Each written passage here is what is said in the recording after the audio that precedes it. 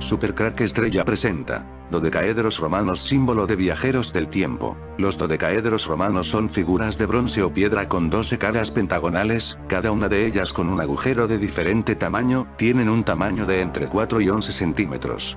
Provienen de la época del Imperio Romano, entre los siglos I y III, pero nadie sabe para qué se usaban, no existe ninguna referencia en los escritos romanos encontrados. Se han hallado más de un centenar de estos dodecaedros en lugares tan dispares como España, Italia o Hungría, aunque la mayoría se fabricaron en Germania, Alemania, y la Galia, Francia. Esto indica que eran de uso común en todo el Imperio Romano. Algunos de ellos se han encontrado dentro de cofres de monedas, lo que indican que los romanos los consideraban valiosos.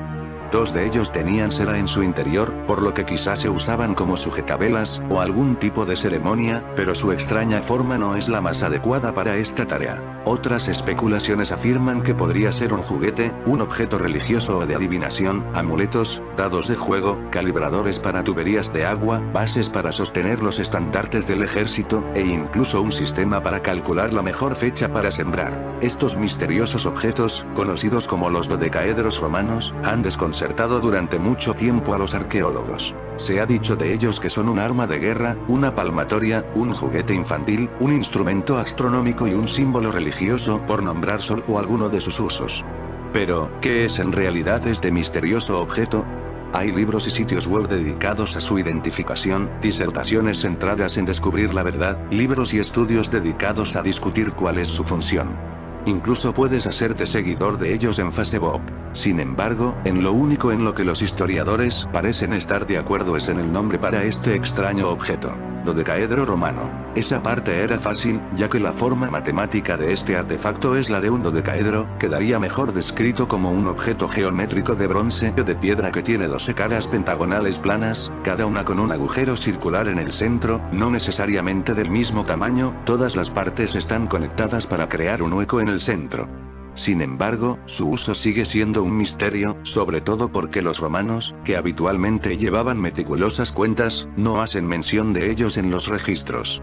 Y el hecho de que su tamaño varíe desde los 4 hasta los 11 centímetros, y que posean una especie de botones o protuberancias decorativas, solo consigue hacer más difícil la identificación de su función. Las especulaciones de los historiadores han dado lugar a muchas hipótesis diferentes, que es a lo máximo a lo que podemos aspirar a llegar. Pocos arqueólogos hacen además comentarios sobre ellos, ya que el dodecaedro no se inscribe en un área cultural específica y por tanto no es su área de especialización, incluso las teorías que existen son muy debatidas entre los historiadores. Plutarco, el famoso historiador griego, identificó el dodecaedro como un instrumento esencial para los signos del zodíaco. Las 12 caras representarían a los 12 animales en el círculo del zodíaco, pero también esta teoría entra en conflicto con el argumento de las protuberancias decorativas que presenta. Los bloggers de todo el mundo están perplejos, ya que discuten sobre la finalidad que podrían tener los orificios de diferente tamaño y por qué se están descubriendo en toda Europa y no en un área concreta.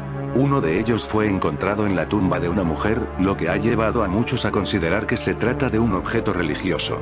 Pero los que siguen mi canal saben que casi siempre, los viajeros del tiempo son mujeres, en una gran proporción mujeres de Alemania. Este dodecaedro era el usado para presentar a los líderes de la época, y que ellos supieran que eran viajeros del tiempo, era una forma secreta de comunicarse, ya que solo unos pocos sabían del significado del dodecaedros, pero las élites satánicas saben de este dato, y lo mantienen oculto. Cada dodecaedro simbolizaba un viajero del tiempo, todos los viajeros del tiempo disponían de este dodecaedro. Hay pruebas de máquinas del tiempo vistas en el siglo después de Cristo. Josefo. 4 años después del avistamiento anterior, durante el sitio de Jerusalén, el historiador Josefo nos habla de una luz brillante sobre el templo, y unos días más tarde, habiendo el general y futuro emperador romano Tito entrado en la ciudad, aparecieron en el aire sobre todo el territorio carros de guerra y tropas avanzando sobre las nubes, rodeando las ciudades. Nuevamente, este es el único informe conocido, por lo que debería tratarse con una pizca de sal. En el año 150 de la época cristiana, nos encontramos con un libro de parábolas muy respetado entre los seguidores de la nueva religión. Se trata de El pastor de Hermas, en ovnis en Roma, referencia al antiguo esclavo cuyas visiones y encuentros con seres sobrenaturales explicaban e intentaban confirmar algunos de los preceptos que la iglesia proponía a sus seguidores. En uno de estos encuentros con ovnis, en el camino entre Roma y Capua, Hermas declaró haber visto una bestia como una pieza de cerámica de unos 30 metros de altura, de varios colores en la cabeza y disparando rayos de furia, que golpearon el suelo con una nube de polvo y acompañada por una dama vestida de blanco. 196 después de Cristo. Cabello de ángel. Roma, República Romana. El historiador Dio Casio describió que una fina lluvia que se asemejaba a la plata descendió del cielo sobre el foro de Augusto. Dicha lluvia desapareció 4 días después. Hay más pruebas de la presencia de viajeros del tiempo en el siglo III. Atentos a este dato. Recuerda, se han hallado más de un centenar de estos dodecaedros en lugares tan dispares como España, Italia o Hungría, y es en Hungría donde apareció una rara moneda de oro romana en Hungría. Nadie puede dilucidar cómo una moneda acuñada en el siglo III, con la imagen del emperador Volusiano, llegó hasta allí. Esta moneda fue llevada por un viajero del tiempo. Recuerdad una vez más que se han hallado más de un centenar de estos dodecaedros en lugares tan dispares como España, Italia o Hungría. Según una publicación de la revista científica Live Science, un equipo de excavadores dio con el hallazgo de una rarísima moneda romana de oro inscrita con el rostro del emperador Volusiano, descubierta en el suroeste de Hungría y acuñada en el siglo III después de Cristo. El emperador romano Volusiano, que gobernó el imperio junto a su padre durante aproximadamente 2 años, fue asesinado por su propio pueblo, más precisamente sus soldados, a la edad de 22 años. Un breve reinado. Una moneda rarísima. Es precisamente debido al breve lapso durante el que Volusiano ejerció su reinado, que las monedas de oro con su rostro impreso son extremadamente raras, algo que aumenta aún más la rara circunstancia de hallar una moneda romana en Hungría, por no mencionar su denominación, considerada también muy extraña. Su denominación fue escrita por humanos del futuro, y llevada por un viajero del tiempo al pasado. La moneda de oro de 5-6 gramos de peso es comúnmente conocida como aureus. El arqueólogo de la Universidad de Eseger, en Hungría, Mate Varga, jefe de la excavación en el asentamiento romano, consideró que el hallazgo de una única moneda romana de oro en ese sitio podría significar que probablemente se extravió. Debe haber sido una gran pérdida para su antiguo propietario, señaló. Pero el propietario era un viajero del tiempo. La moneda fue descubierta en el asentamiento romano del condado de Somogy, Hungría. Somogy, Hungría, es un lugar de avistamientos ovnis, que seguramente son máquinas del tiempo. La moneda fue descubierta durante las excavaciones que se realizaron en el asentamiento romano del condado de Somogy, en el suroeste de Hungría. La ubicación exacta del sitio se mantiene en secreto por el momento, ya que se está investigando el sitio arqueológico, aseguró Varga. Una denominación tan rara como la moneda. La moneda de oro de 5-6 gramos de peso, comúnmente conocida como aureus, fue descubierta durante un barrido del sitio con detectores de metal, según detalló Varga, y fue acuñada entre los años 251 y 253 DC, durante el gobierno de Volusiano. Un lado de la moneda está inscrita con Libertas, diosa y personificación romanas de la libertad. Además, el experto explicó que esta moneda, que lleva de un lado el rostro del emperador barbado y del otro a Libertas, personificación de la libertad, no era de poco valor. La denominación de la moneda no es un aureus ordinario, sino un binio raro, es decir, un aureus doble.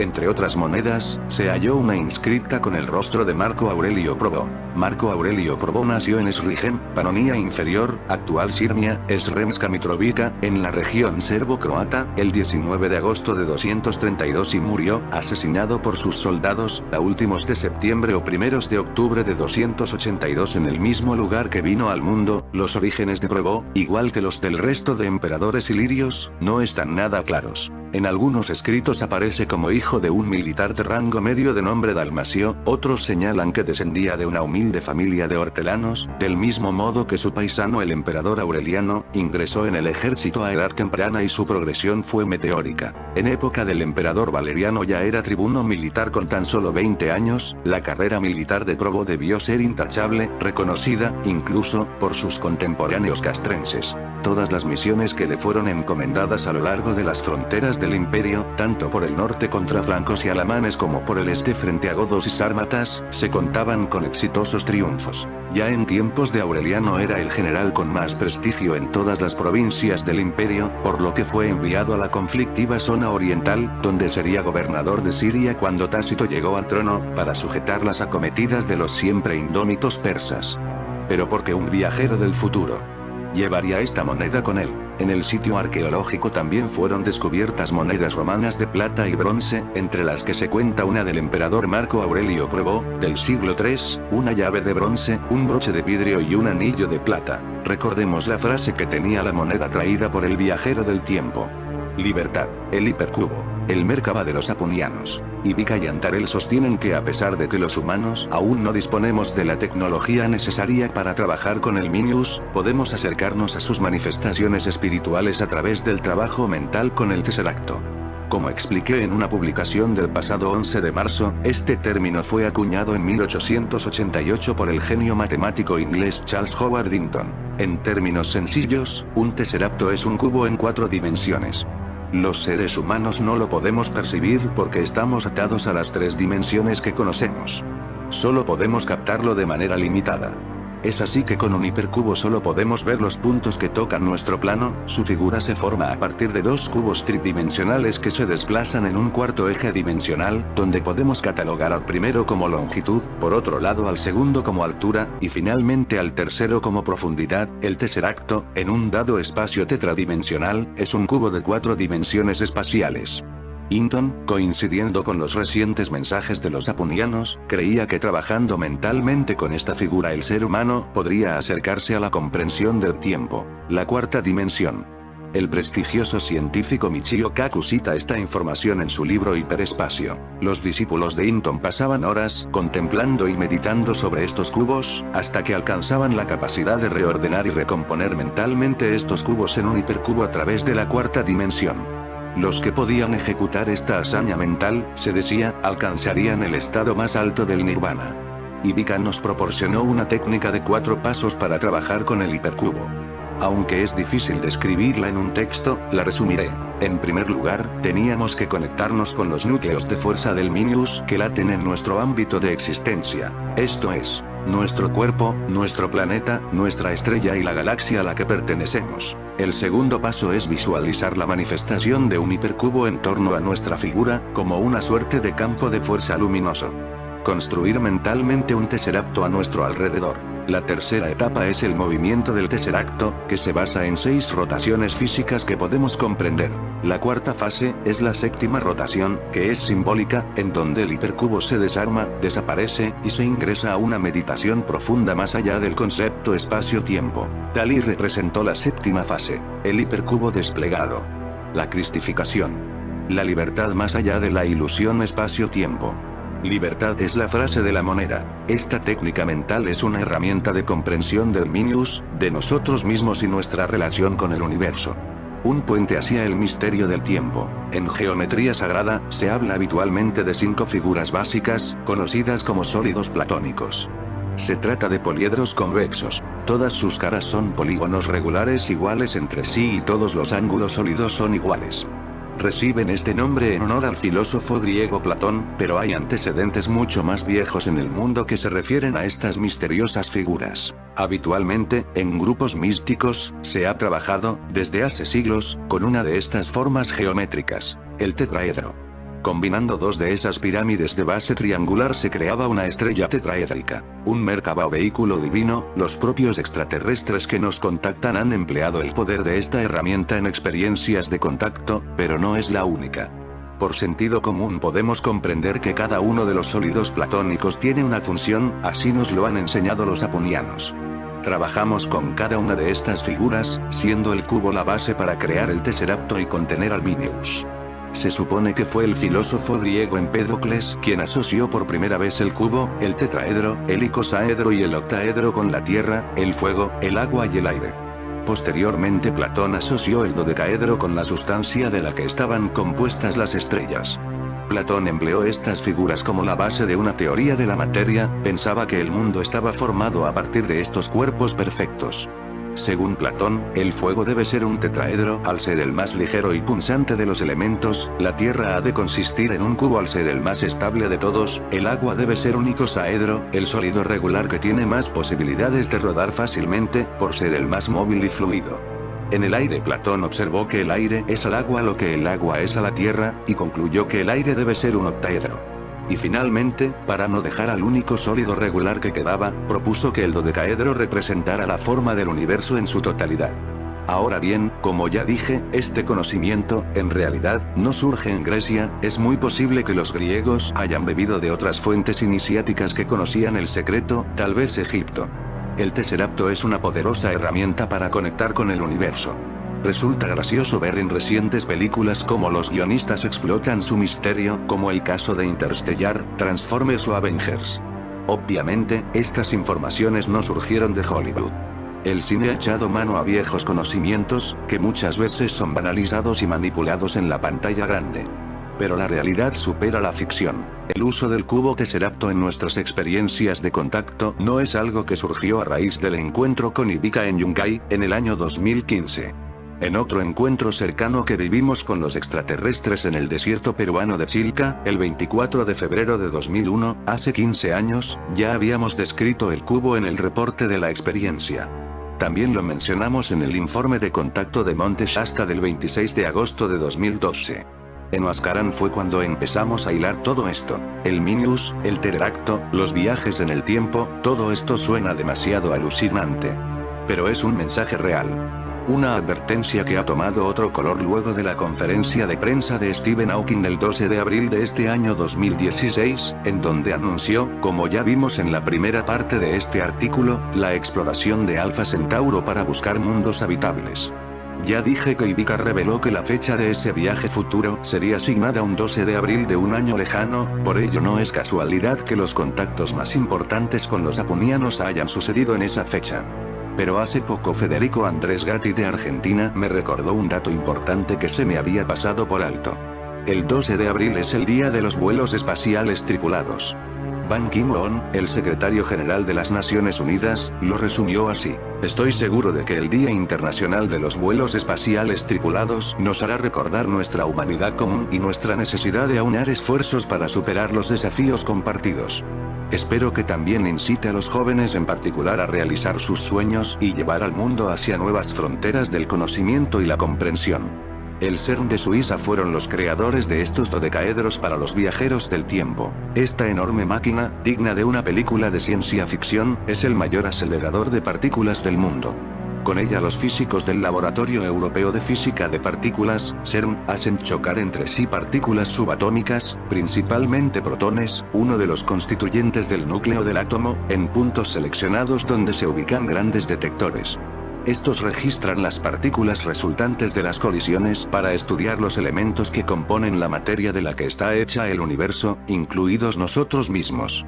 Situado en la frontera franco-suiza cerca de Ginebra, el LHC es un anillo de 27 kilómetros de circunferencia ubicado 100 metros bajo tierra.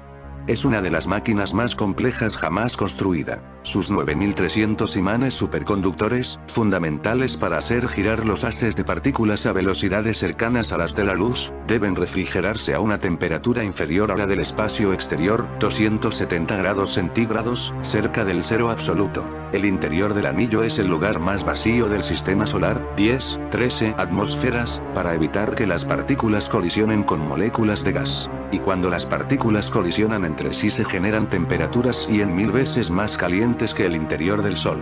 El 5 de abril de 2015, 7 días antes de nuestro encuentro cercano con los apunianos en Yungay, el LHC se había puesto nuevamente en marcha luego de haber estado parado por 2 años, con la máquina acondicionada y con mayor potencia que en su fase previa. Los científicos buscarían el secreto de la materia oscura y la supersimetría en el universo. Recordemos que a mitad de los años 60, luego de que los apunianos hablaran por primera vez del Minius, se teorizó sobre la existencia de una partícula nunca antes vista, denominada bosón de Higgs, que sería la pieza clave para entender cómo se formó la materia que existe en el espacio.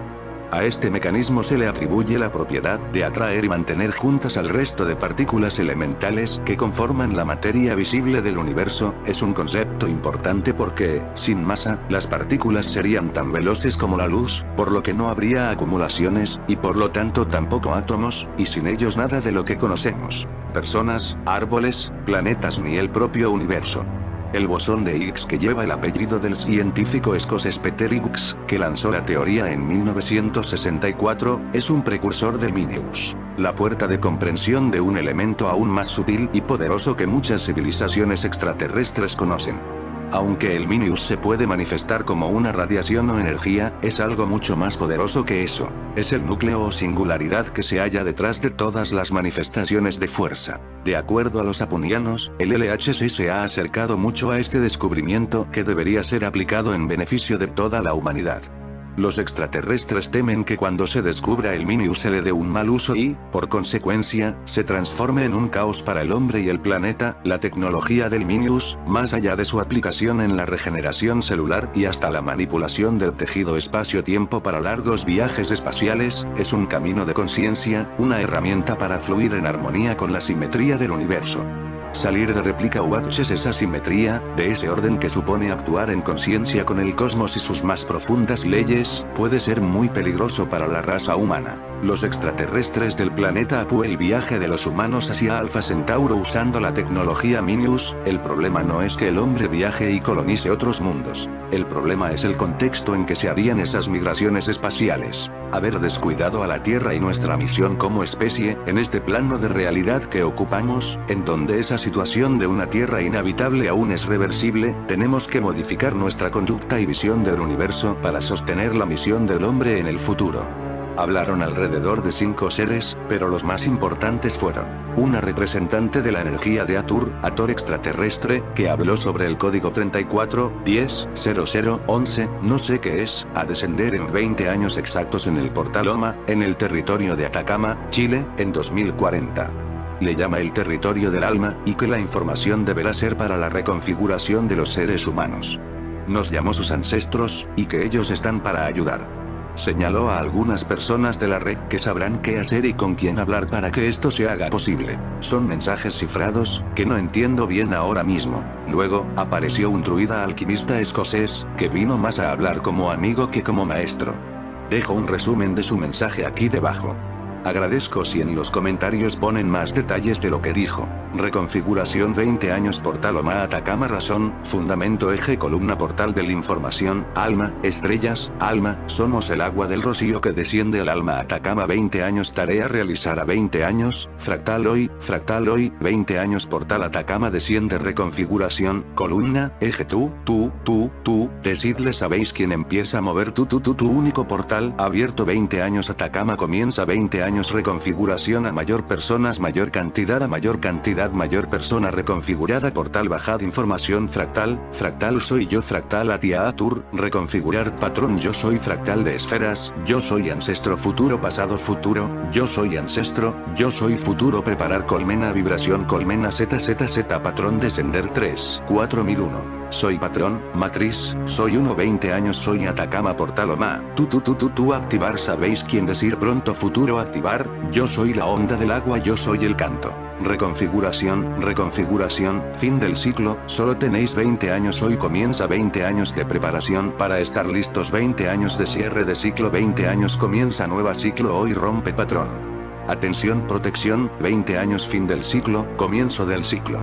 Mundo transforma comienza descenso único portal Atacama, portal Oma, reconfiguración, alma, reprogramación, alma todos siguen viviendo en el pasado 20 años para dar salto al futuro vuelta otra vez, salto alto, 20 años preparados, todos cada mundo que es consciente de sí mismo da el salto más personas yo, más personas fractal, más personas yo. Atia vosotros sois ancestros nuestros den salto nos podrán ver, 20 años salto, preparar máquina, tic tac, tic-tac sierra abre nuevo ciclo tic-tac año reflejo tic-tac peores cosas vendrán, todo este año fractal 20 años fractal tic-tac, caída para salto tic-tac, soltar pasado, trascender historia, tic-tac salto 3, 4001 ver señal puerta Oma, ancestros listos debéis estar, 20 años preparar cuerpo, preparar alma, tecnología, alma, Atacama, estrella, tic-tac portal Oma. Las estrellas se abren en nosotros. El agujero negro en M87, E2017, puede proporcionar evidencia de un Poincaré dodecaédrico espacio-universo. En 2019, Event Horizon Telescope, ET, Collaboration entregó la primera imagen de un agujero negro, revelando M87, el objeto supermasivo en el centro de la galaxia M87. El equipo de ET ahora ha utilizado las lecciones aprendidas el año pasado para analizar los conjuntos de datos de archivo de 2009, 2013, algunos de ellos no publicados antes. El análisis revela el comportamiento de la imagen del agujero negro a lo largo de varios años, lo que indica la persistencia de la característica de sombra en forma de media luna, pero también la variación de su orientación. La media luna parece estar tambaleándose. Los resultados completos aparecieron hoy, 26 de mayo de 2019. Actualización del 8 de agosto de 2020. Resumen. Las imágenes del agujero negro M87, E2017, indican una estructura dodecaédrica de la singularidad gravitacional. Se destaca una característica en las imágenes finales de la sombra del agujero negro. Es el pentagonal casi perfecto, forma de la estructura anular y la existencia de 5 nudos en esta estructura anular. Si estos 5 nudos resultan ser real y estable, entonces podemos ver una singularidad gravitacional que indica un universo más complejo que lo esperado. El anillo pentagonal puede indicar una estructura espacial dodecaédrica de Poincaré de nuestro universo, y una singularidad gravitacional de forma dodecaédrica, agujero negro, en el centro de M87, viene más evidencia de la imagen mejorada de contraste y brillo de la sombra del agujero negro, que indica una red de 3 a 4 anillos pentagonales completos y probablemente otros 4 o 5 anillos parcialmente visibles. Esta red de anillos pentagonales puede ser una proyección de la supuesta estructura dodecaédrica del agujero negro sobre la emisión transparente circundante región, causada por la captura de fotones y la luz gravitatoria que se dobla alrededor de esta fuente de gravedad dodecaédrica. Documento primero. La sombra del agujero negro supermasivo. En España se construyó un edificio, apodado Costillares por su estructura exterior, quiso ser un emblema de las posibilidades que ofrecía la construcción científica e industrializada, y tenía como icono un colosal dodecaedro que servía de silo para el carbón de las calderas. Parodiando la simbología masónica, Torroja creó la Negra Orden del Dodecaedro Blanco para defender los más elevados ideales constructivos frente al malvado icosaedro, y Camprubí encuentra en esta anécdota jovial, donde los ingenieros reiteran la convicción de Platón y Kepler sobre el dodecaedro como la forma más cercana a la perfección entre los sólidos regulares, un símbolo del empeño de los técnicos por colocarse en el centro del nuevo Estado para cambiar la faz de España.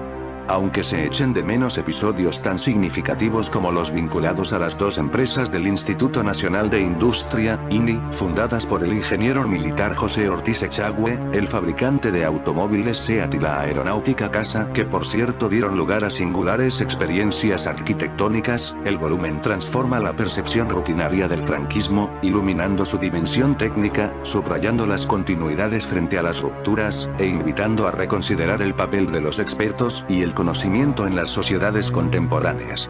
La Orden del Dodecaedro, a lo que parece, sobrevivió a Torroja, y sigue gobernando nuestro destino colectivo. En fin amigos de Supercrack Estrella, si el video te gustó pulgar arriba.